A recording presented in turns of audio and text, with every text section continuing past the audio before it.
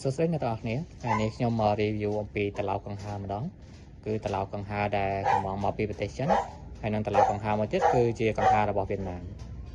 ត្រឡោកកង្ហារពណ៌សនេះគឺកំងមកពីប្រទេសចិនហើយដែលយើងមើលឃើញភ្លាមដែលខុសគ្នាហ្នឹងគឺថារបស់ចិននេះគឺមានថ្មិញហើយរបស់វៀតណាមនេះគឺអត់ថ្មិញទេគឺវាមូសគឺវាឡងស្រាល់ដោយសារ motor របស់វានេះកន្លែងនេះគឺមានថ្មិញស្រាប់ហើយសម្រាប់ឯ motor របស់ចិននេះវិញកន្លែងនេះគឺអត់មានថ្មិញមួយទេ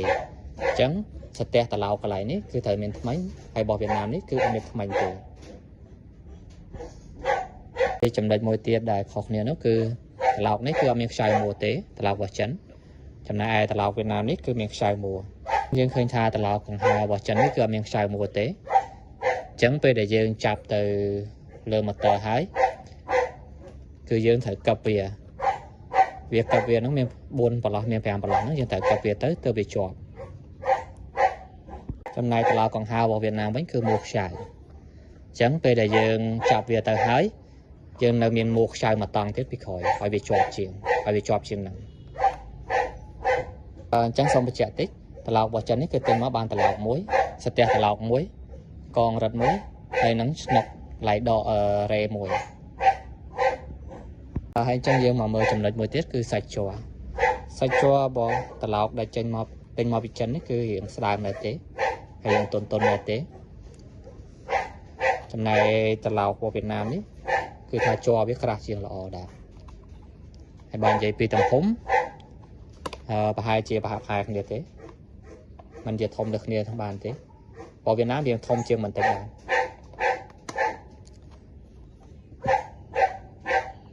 ឥឡូវនេះខ្ញុំបានចាប់ត្រឡោកកង្ហារចូលហើយត្រឡោកកង្ហារមួយនេះជារបស់ចិនយើងឃើញថាអូខេអត់មានបញ្ហាទេចាប់ចូលទៅជាប់ល្អដែរ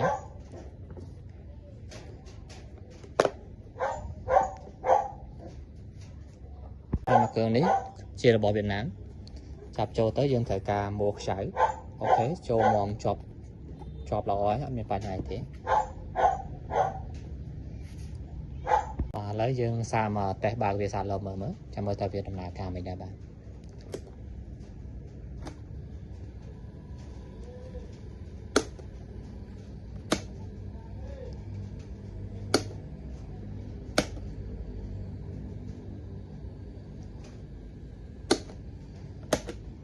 អូខេ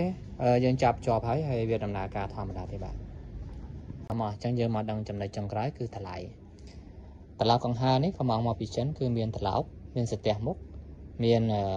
កងរឹតហើយនឹងមានឆ្នុកហើយឈុតរបស់វានេះគឺតម្លៃតែ5កាក់អីទេនៅចិនហើយសេវាដឹកនៅចិនក៏ប្រហែលជា5កាក់ដែរហើយសេវាដឹកមកដល់ខ្មែរក៏ប្រហែលជា5កាក់ដែរអញ្ចឹងសរុបរួមទៅត្រឡោកនេះតាំងពីដឹកមកពីចិនមកដល់ខ្មែរយើងគឺអស់ប្រហែលជា1រៀល5កាក់